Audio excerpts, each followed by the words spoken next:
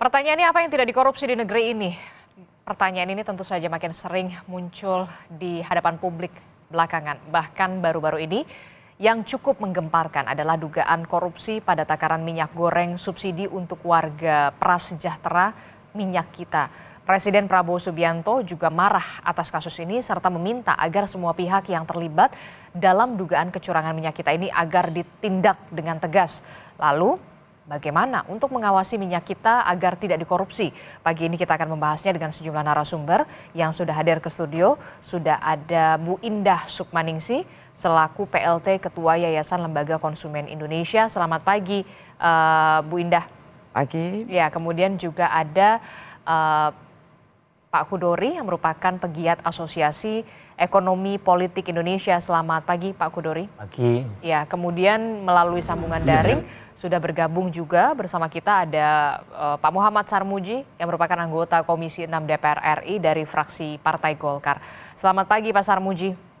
Selamat pagi, selamat pagi. Iya, Pak Sarmuji, ini kan kalau kita lihat ya, Komisi 6 DPR sendiri yang bermitra langsung begitu soal minyak kita ini, kita tahu belakangan banyak sekali temuan-temuan yang kemudian adanya dugaan kecurangan begitu ya. Kemasannya 1 liter terteranya, tertulisnya, tapi kemudian pada kenyataannya banyak ditemukan di pasar, di lapangan ini hanya 750 bahkan 800 ml. Nah, sikap Komisi 6 DPR RI ini seperti apa? Apakah kemudian perlu tindakan yang tegas yang harus segera dilakukan oleh Menteri Perdagangan, tidak hanya oleh kepolisian, kepada para produsen ini? Ya, pertama kita sangat mengecam lah ini kejahatan yang terang benderang ini. Sesuatu yang sangat mudah untuk dibuktikan saja orang berani untuk melakukannya. Ini kan urusan ukuran ini gampang sekali dibuktikan. Kalau kita biasa belanja ke pasar, kita itu nggak usah kita takar dengan bejana takaran itu udah tahu, kita lihat dari jauh aja udah tahu mana yang 1 liter beneran, mana yang 1 liter palsu, itu udah ketahuan begitu. Tapi orang juga berani melakukan itu. Itu kan kenapa bisa begitu? Karena pengawasannya itu kurang dilakukan. Ini kan program yang dilakukan oleh pemerintah. Seharusnya pemerintah itu memang secara rutin untuk melihat apakah produk yang diluncurkannya itu dilakukan secara benar oleh produsen dan distributor. Tapi karena ini pengawasannya kurang oleh Kementerian Perdagangan, jadi orang merasa aman-aman saja. Sesuatu yang terang benderang saja orang merasa aman-aman saja karena tidak dilakukan secara rutin pengawasannya. Karena itu kita minta kepada Kementerian Perdagangan jangan udah meledak baru kemudian seperti tergagap-gagap. Harus dicek secara rutin karena ini menyangkut program pemerintah dan memakai dana pemerintah untuk mensubsidi selisih harga yang terjadi antara minyak kita dan minyak yang lain. Kalau enggak ya orang terus berani dengan segala cara. Oke, harus ada pengawasan yang harus segera dilakukan oleh Kementerian Perdagangan. Jangan sampai kemudian ini semakin meluas, begitu ya, masih ada di pasaran, termasuk juga soal tindakan tegas kepada para produsennya ataupun distributornya begitu. Nah, kalau saya ke Pak Kudori dulu. Pak Kudori, kalau dari pengamatan Anda begitu, sebenarnya mengapa kemudian hal ini bisa terjadi? Ataukah memang produsen ataupun distributor-distributor ini mengharapkan keuntungan yang lebih banyak, atau kemudian memang ada kenaikan biaya produksi di sana sampai harus mengurangi isi takaran dari minyak kita sendiri? Ya, yang pertama tentu langkah mereka ya, produsen itu mengurangi atau menyunat isi itu pasti bisa dipersoalkan secara hukum dan secara regulasi. Ada beberapa undang-undang, ada beberapa ketentuan yang dilanggar ya. Undang-undang Perlindungan Konsumen, Undang-undang Pangan, Undang-undang Perdagangan. Ketiga-tiganya saya kira bisa dimanfaatkan untuk menjerat mereka. Penting untuk dilakukan penindakan supaya ada efek jera dan masyarakat juga tidak dirugikan berkepanjangan ya. Tapi kalau kita kaitkan dengan struktur ongkos produksi, sebetulnya ada hal yang penting dikoreksi oleh pemerintah. Apa itu, Pak? Pengusaha atau produsen minyak kita ini ketika menyerahkan ke distributor tingkat 1, itu harganya maksimal 13.500 per liter. Dengan mempertimbangkan margin, dengan mempertimbangkan biaya olah, dengan mempertimbangkan biaya distribusi, saya hitung maksimal ya, harga CPO atau bahan baku minyak goreng ini harus 10.000 per kilogram, maksimal ya. Kalau di atas itu, potensi untuk terjadi kerugian akan terjadi pada pengusaha. Celakanya, hari-hari ini bahkan sejak 6 bulan terakhir, harga CPO itu 15.000 per kilogram. Jadi sudah terlampaui. Inilah yang saya kira penting untuk menjadi pertimbangan pemerintah untuk melakukan koreksi. Yang saya duga, kenapa mereka menyunat itu ya, mengurangi isi, dan kenapa harga di atas HET, yaitu dua akrobat yang dilakukan oleh pengusaha supaya mereka tetap bisa berproduksi, supaya mereka tetap bisa sustain berusaha. Kalau dari memang sebenarnya nggak ketemu harganya kalau menurut Betul. Yang jadi problem kan gini, harga CPO itu, bahan baku minyak goreng itu kan fluktuatif. Betul. Kadang tinggi, kadang rendah gitu, dan kecenderungan beberapa bulan terakhir ini tinggi. Di sisi yang lain, harga produk olahan minyak goreng itu kan dipatok tetap dengan harga eceran tertinggi, nggak ketemu. Gitu. Ini saya kira kebijakan yang penting untuk dikoreksi supaya situasi seperti ini, situasi yang menekan produsen itu tidak akan terus-menerus terjadi. Oke, jadi kita lihat dulu ujung pangkal permasalahannya itu Betul, seperti apa. akarnya harus betul-betul dilihat. Karena kalau kita lihat data-data yang ada ya,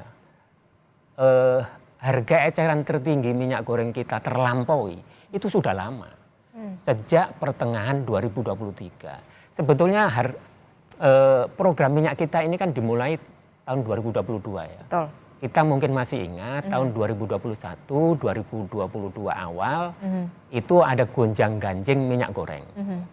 Berbagai kebijakan dilakukan pemerintah, seingat saya dari Januari sampai Juli 2022, 7 bulan ya, pemerintah itu mengeluarkan 21 peraturan. 21 kebijakan. Jadi dalam 1 bulan itu setidaknya ada 3 regulasi yang dibuat. Kita bisa berasumsi bahwa pemerintah sepertinya trial and error gitu. Tidak punya patokan, tidak punya desain yang bagus gitu. Jadi masyarakat, konsumen, dan produsen itu jadi kelinci percobaan. Okay. Yang terjadi bukannya minyak goreng itu selesai masalahnya, tapi malah langka kan, sempat langka kan. Nah kebijakan waktu itu tuh apa? Setidaknya ada 3 ya. Ada DMO, Domestic Market Obligation, ada DPO, Domestic Price Obligation, dan HET, harga eceran tertinggi. Nah ketiga-tiganya kan terbukti nggak mujarab, nggak ampuh pada waktu itu. Tapi masih dipakai untuk skema minyak kita. Skema minyak kita ini dipakai 3-tiganya. Yang sebetulnya tidak mengakomodasi fluktuasi harga bahan baku. Ini salah satu kesalahan. Saya kira akarnya itu di situ. Kalau kita tarik kembali, minyak kita ini merupakan merek minyak goreng kemasan sederhana, program dari pemerintah begitu ya.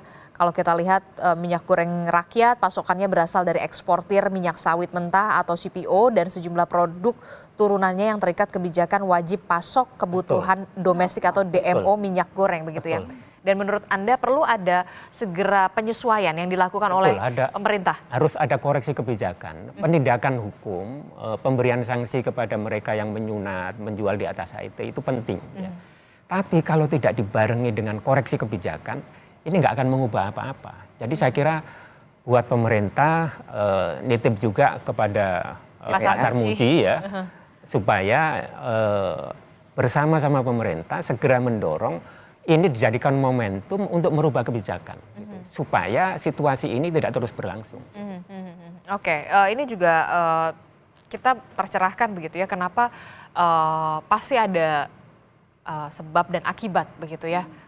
Kalau mungkin dari selama ini pemberitaan oke, karena mungkin ingin mengeraih keuntungan yang sebesar-besarnya begitu. Tapi kemudian dari sisi Anda memang ongkos produksinya, ongkos modalnya aja tuh bahan bakunya aja tuh udah nggak nututi gitu. Ya. Udah nggak nutup gitu loh, kalau misalkan bahasa Jawa tuh nggak nututi gitu loh ya. Nah kalau Bu Indah sendiri, ini dari segi konsumen. Tadi Pak sudah mengatakan seakan-akan jadi kelinci percobaan nih antara produsen dan juga konsumen. Nah, lagi-lagi yang terakhir yang dirugikan adalah konsumen karena belinya dengan harga sekian, harusnya dapatnya berapa liter, sekian liter begitu ya, tapi kemudian kenyataannya seperti itu. Iya. Dan konon kabarnya produsen palm oil tertinggi di dunia gitu. Kok konsumennya Kita itu produsen CPO terbesar di dunia. Iya. Itu agak aneh, memang harus soto kembali kebijakan pemerintahnya perlu dilihat dan juga dibarengi oleh DPR. Tapi kekecewaan dari konsumen ya, itu sangat tinggi. Kemudian kok urusan minyak goreng sebagai kebutuhan masuk dalam daftar kebutuhan mendasar untuk konsumen aja, kecewa berat terhadap pelaku usaha. Kita kan lihatnya pelaku usaha dong kok bisa mengedarkan barang yang tidak sesuai dengan standar, harusnya 700 menjadi 1000 menjadi 700. Itu yang kemudian juga mempertanyakan loh, pengawasannya seperti apa sebetulnya kok sampai kemudian prapasar pada ketika di pasar katanya ada inspeksi yang rutin dilakukan. Nah, itu yang sebetulnya harus diumumkan kepada masyarakat bahwa ini emang dilakukan, nggak hanya mengatakan percaya, nggak bisa. Harus ada bukti yang kemudian ditunjukkan betul hasil inspeksi rutin yang dilakukan oleh perdagangan seperti ini menunjukkan tanggal sekian. Nah, itu yang kemudian diinginkan oleh konsumen sehingga dia percaya bahwa ini ada satu kecurangan dari pihak pelaku usaha atau pelaku usahanya juga terkena hal-hal beban yang kemudian membuat dia menjual lebih tinggi. Itu yang dirasakan, jadi prihatin dan kemudian sekaligus menunjukkan pengawasan tidak berjalan dengan baik. Jadi Anda mengatakan pengawasan ini tidak berjalan dengan baik sampai kemudian sudah terlanjur kadung beredar di pasaran begitu banyak. Dan yang lagi-lagi yang dirugikan adalah terakhir ya warga, konsumen rakyat. Itulah yang kemudian menjadi fakta di lapangan begitu ya. Memang walaupun kita tahu kemarin sudah ada Satgas Pangan yang melakukan sidak di beberapa distributor kalau tidak salah, termasuk juga inspeksi mendadak juga yang dilakukan oleh Satgas Pangan juga dan juga kepolisian begitu ya ke sejumlah pasar melihat apakah masih ada ditemukan begitu ya produk-produk yang tidak sesuai takaran. Iya, tidak sesuai dengan standar. Dan yang perlu disampaikan juga, apakah ini pemain baru atau pemain lama yang sudah berulang-ulang kan? Kalau berulang-ulang itu juga harus disampaikan gitu. Siapa pemainnya ini? Pemain baru atau pemain yang sudah tahu? Nah, itu pasti mendapat sanksi yang lebih berat. Kalau kemudian udah pemain lama atau kemudian saya nggak tahu. Kok kemudian dengan berani dia menyampaikan padahal sudah satu pemain yang ditandain atau dia memang baik dalam berusaha melakukan penjualan. Kalau Anda melihatnya dengan begitu luas dan beredar banyak sekali di pasar, ini pemain baru atau memang pemain lama? Ya kalau pemain lama juga ada, pemain baru saya kira malah lebih banyak. Kemudian ikut penjual karena barangkali mendapatkan untung ternyata enggak juga dengan adanya itunya. Yang harus disampaikan adalah yang utama kualitasnya dan ukurannya yang benar karena itu pelanggaran serius terhadap perlindungan konsumen, Undang-Undang Perlindungan Konsumen.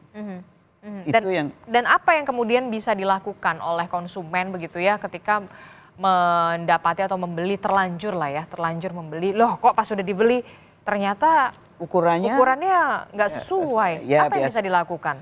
Ya menyampaikan ke tetangga hati-hati. Jadi ada juga tidak hanya konsumen itu menuntut haknya bagi orang tertentu ya, pasti golongan menengah ke bawah ya kita maklumi, tetapi juga bertanggung jawab karena di dalam undang-undang mengatakan tidak hanya menuntut hak tapi juga bertanggung jawab ketika berkonsumsi, artinya melihat loh kok toko ini dan kemudian menyampaikan ke yang lain, itu akan mempercepat beberapa konsumen tidak begitu dirugikan atau ikut bertanggung jawab terhadap produk yang ada di pasaran, dan dia juga bertanggung jawab dalam berkonsumsi itu modelnya semacam itu, melihat dan menyaksikan bahwa ini isinya begini kok kecil, dan selalu bertanya juga kepada pelaku penjual dari minyak tersebut. Saya ke Pasar Muji. Pasar Muji ini sebenarnya fenomenanya semacam apa sih?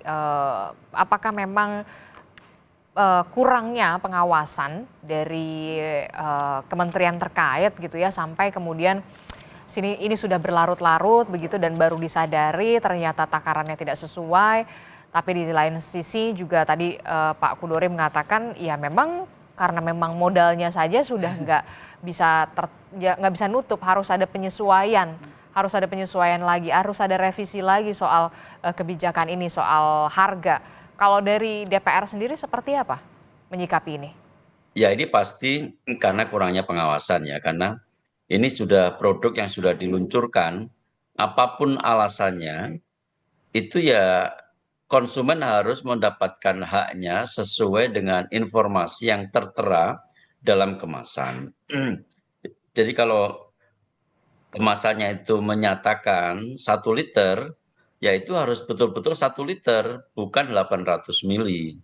Jadi apapun alasannya, apakah karena harganya nggak nutut atau macam-macam, tetapi hak konsumen adalah menerima barang sesuai dengan informasi yang tertera.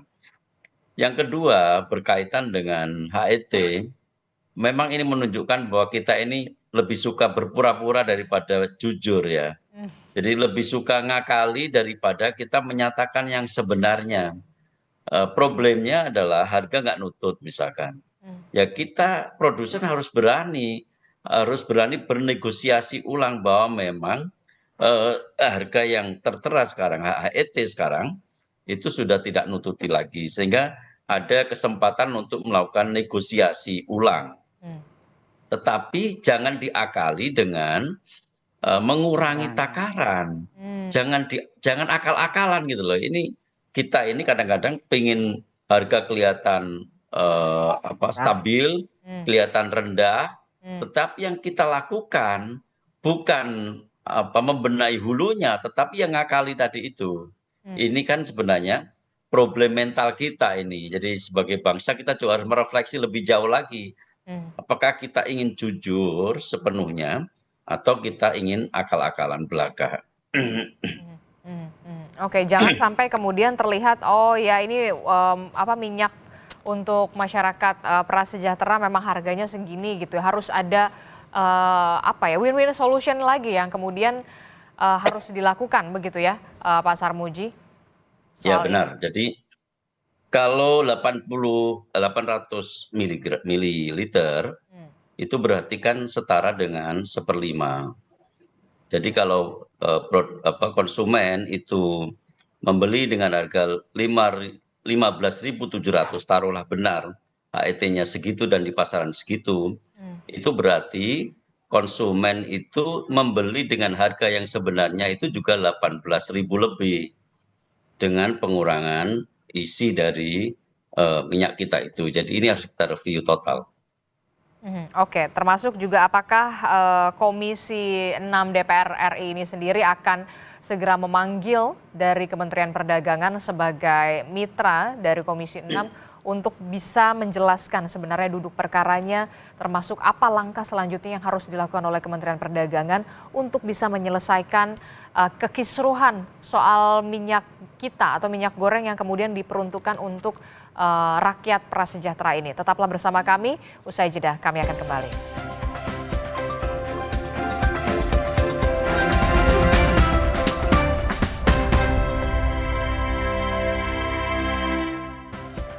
Saudara, sebelum kita melanjutkan dialog kita di Sapa Pagi hari ini, kita akan memantau bagaimana sebenarnya kesediaan dari minyak kita di daerah. Salah satunya adalah di wilayah Surabaya, Jawa Timur. Sudah ada jurnalis Kompas TV, Kika Madona, dan juga juru kamera Misbahul Munir. Selamat pagi, Kika.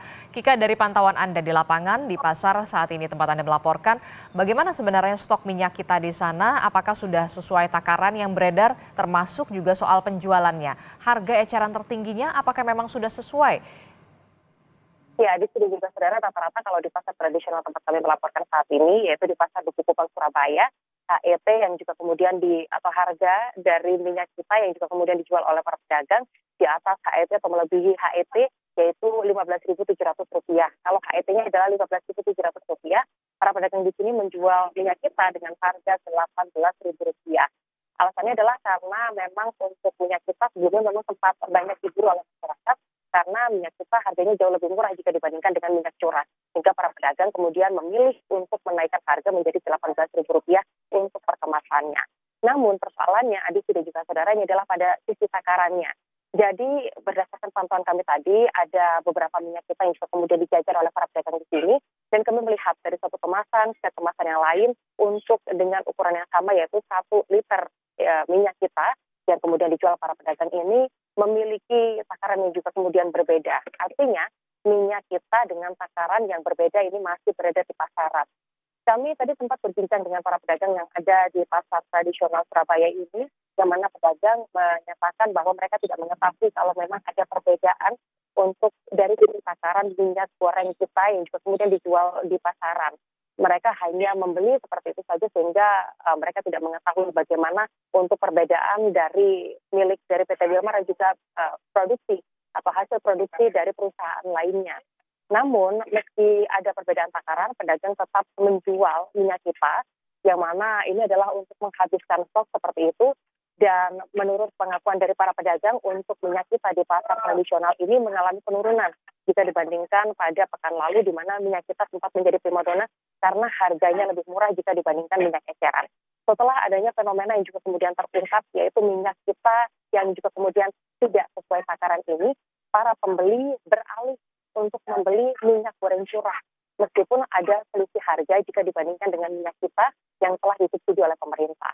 Dan hal ini yang juga kemudian kita temukan di wilayah kota Surabaya dan juga sekitarnya, di mana meskipun minyak kita yang kemudian mengalami selisih harga, selisih takaran kemudian dari minyak kita ini, pembeli juga masih tetap mencari. Meski demikian, jumlah pembeli atau jumlah penjualan dari minyak kita setelah adanya informasi dari perbedaan takaran tersebut membuat minyak kita tidak selaras sebelumnya jika dibandingkan pada sekitar 2 pekan lalu. Adisti. Oke, baik, terima kasih informasinya jurnalis Kompas TV Kika Madona dan juga juru kamera Misbahul Munir melaporkan langsung dari Surabaya, Jawa Timur bagaimana pantauan dan juga kondisi di pasar ya tempat Anda melaporkan. Terima kasih Kika Madona. Kalau kita melanjutkan lagi begitu ya dialog kita Pak Kudori, Bu Indah dan juga Pak Sarmuji, sebenarnya agak miris begitu ya. Kita ribut-ribut soal minyak goreng gitu ya. Padahal kita tahu Indonesia merupakan negara penghasil kelapa sawit terbesar di dunia. Ada Indonesia, ada Malaysia, ada Thailand, Kolombia, Nigeria, Guatemala, Papua Nugini, Pantai Gading, Honduras dan juga Brazil. Pak Sarmuji. Jadi gimana nih, apakah nanti Komisi 6 DPR RI pekan ini akan membahas ini sama Kementerian Perdagangan, memanggil Mendak dan juga kementerian terkait lainnya Anda sebagai mitra? Ya pasti solusinya akan kita seperti panggil. apa nanti konkretnya? Pasti akan kita panggil ya, tetapi memang kita tidak ingin menyelesaikan persoalan ini hanya sesaat saja. Tapi juga tadi sampaikan oleh Mas Kudori, kita juga ingin menyelesaikan persoalan ini secara permanen, termasuk bagaimana HET ditetapkan. Fleksibilitas terhadap HET ini juga penting, kalau enggak ya terjadi terus hal-hal seperti ini. Mereview HET dengan jujur itu juga penting, jangan ada kepura-puraan gitu. Jadi orang dipaksa untuk berproduksi di bawah biaya produksi pasti juga tidak akan mungkin mau melakukan itu secara terus-menerus. Jadi pilihannya hanya akan ada 2 seperti ini. Pilihannya terjadi kelangkaan pada waktu itu tahun 2021 kalau tidak salah, atau terjadi seperti ini kalau kita tidak mampu dan tidak mau mereview HET itu secara berkala. Jadi orang dituntut untuk berpura-pura, akhirnya ya akal-akalan seperti ini yang terjadi. Karena itu meskipun kita itu produsen kelapa sawit terbesar di dunia, tetapi urusan harga ini kan terhubung juga dengan pihak luar, dengan dunia luar, terhubung juga dengan biaya produksi. mau kita produsen minyak terbesar di dunia, kalau harga produksinya nggak nututi ya sama saja akan terjadi hal-hal yang serupa. Oke. Harus ada penyelesaian yang komprehensif ya, tidak hanya kemudian sementara dalam jangka pendek menurut Pak Sarmuji begitu ya. Dan Ya, dalam jangka pendek ini tentu kita ingin mengatasi ya, Satgas turun, polisi turun, Kementerian Perdagangan turun. Ini juga pengawasan yang lemah menurut saya dari Kementerian Perdagangan. Tetapi penyelesaian jangka panjang juga penting untuk kita lakukan. Ya, apa yang saat ini dilakukan oleh Satgas Pangan, kepolisian, ini adalah tindakan-tindakan jangka pendek lah ibaratnya yang untuk waktu yang pendek lah bisa dikatakan seperti itu. Jangan sampai kemudian lagi-lagi warga yang sudah membeli dengan harga yang memang sudah sesuai begitu ya, harganya nggak dikurangi loh, nggak ditawar gitu ya, kok dapatnya kemudian produknya kok Tapi ternyata dikurangi gitu loh Pak Sarmuji. ya sama saja, kalau harganya nggak dikurangi, produknya dikurangi kan harga sebenarnya jadi mahal gitu. Iya. Betul. Oke, kalau dari Pak Kudori sendiri, kan kita lihat ya dari pemerintah sebenarnya sudah mengatur soal Permendak, Peraturan Menteri Perdagangan nomor 18 tahun 2024 tentang minyak goreng sawit, kemasan dan tata kelola minyak goreng untuk rakyat. Kemudian ada di pasal 22 soal kemasan minyak kita yang diperbolehkan beredar ini 500 ml, ada 1 liter, 2 liter, 5 liter yang juga harus dijual dengan harga eceran tertinggi begitu ya. Nah, kalau menurut Anda, apa yang harus diperbaiki? Harus segera dibenahi lah. Tidak hanya dari Komisi 6 sebagai fungsi pengawasan, Kementerian Perdagangan yang punya otoritas di sini. Seperti apa? Jangan sampai kemudian kita berada di negara yang produksi minyak sawitnya terbesar, justru malah kita ribut-ribut ini soal minyak goreng. Agak miris ya. Ya, saya kira kejadian 2021 dan tahun ini mestinya jangan berulang lagi ya di tahun-tahun depan. Salah satu kelemahan dari kebijakan yang ada sekarang itu adalah tidak mampu mengakomodasi, tidak mampu menangkap fluktuasi harga bahan baku. Harga bahan baku minyak goreng, CPO, itu kan fluktuatif ya, naik turun. Hari-hari ini kebetulan tinggi gitu. Sementara di hilir harga olahannya dipatok tetap kaku gitu ya, nggak ada penyesuaian, dan penyesuaiannya terakhir itu kan yang 15.700 itu seingat saya Agustus tahun lalu, dari sebelumnya 14.000 per liter ya, ketika pertama kali diluncurkan tahun 2022. Kalau ingin mengakomodasi fluktuasi harga bahan baku, mestinya HET-nya juga mengikuti ya. Tapi ini pasti sulit. Setiap saat harus disesuaikan kan. Karena jadi harusnya gimana? Menurut saya nggak usah diatur HET ya. Nggak usah diatur HET. Harganya nggak usah ditetapkan seperti itu. Tapi nanti kalau ada yang jualnya terlalu tinggi, gimana juga mengawasinya? Menurut saya gini, jadi kita lihat apa tujuan awal minyak kita itu dibuat.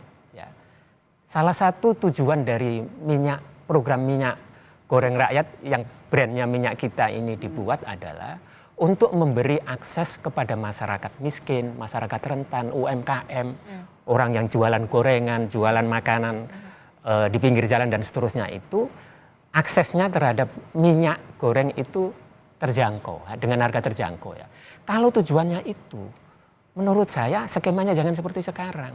Kalau seperti sekarang ini kan skemanya terbuka, mirip dengan subsidi di gas LPG, gas melon 3 kg itu. Yang siapapun, orang kaya, orang yang nggak ada problem dalam beli, itu bisa mengakses gitu. Termasuk minyak kita itu seperti itu. Jadi skemanya terbuka. Nah, kalau tujuan pemerintah adalah untuk membantu masyarakat miskin, masyarakat rentan, UMKM, transfer income saja saya kira. Jadi berikan subsidi kepada mereka yang setiap bulan, 1 bulan sekali itu ditransfer, dan duit itu tidak boleh dicairkan. Duit itu hanya boleh digunakan, hanya bisa digunakan untuk membeli minyak goreng. Gitu. Nah, kalau itu dilakukan, pasti distorsi harga tidak terjadi. Distorsi pasar tidak terjadi, dan pasti lebih tepat sasaran karena sudah by name by address ya. BPS dan Kementerian Koordinator Pemberdayaan Masyarakat beberapa minggu yang lalu sudah meluncurkan data tunggal sosial ekonomi yang ini menjadi sasaran untuk berbagai program jaring pengaman sosial. Dan bisa menjadi rujukan. Betul, ini bisa menjadi rujukan. Nah, dengan cara seperti itu saya kira masyarakat yang menjadi sasaran akan lebih tepat sasaran. Terus produsen juga tidak tertekan dengan seperti situasi yang seperti sekarang. Oke, Bu Indah, Anda setuju dengan apa pendapat yang sudah diutarakan oleh Pak Kudori ini? Iya, perlu dicoba paling tidak. Tapi Berhasil itu nggak ya? Iya, ada pilihan, tidak hanya menggunakan sesuatu yang sudah ada yang menurut Pak tidak cocok untuk disampaikan dengan HET dan sebagainya itu tadi. Artinya produsennya menjadi kelabakan kalau harganya ditetapkan semacam itu, sementara harga palm oilnya melonjak-lonjak gitu, nggak lurus. Saya kira perlu dicoba untuk menenteramkan masyarakat yang sekarang juga gelisah dengan adanya ukuran-ukuran tidak standar beredar di pasaran di dekat mereka. Dan jangan kita lihat ternyata fakta di lapangan Pasar Muji, Pak Kudori dan juga Bu Indah, ternyata sekarang banyak warga yang kemudian beralih begitu. Jadinya balik lagi ke beli minyak goreng curah. Itulah yang kemudian Ya ini trust kan sebetulnya kan. Trustnya lagi turun sehingga masyarakat beralih. Walaupun harga minyak goreng curah hari-hari ini itu nggak murah juga gitu. 17.000, 18.000 per liter. Kira-kira sama dengan harga minyak kita kalau kita beli di pengecer ya, di warung kelontong, bukan di retail modern. Di retail modern sepertinya 15.700. Oke.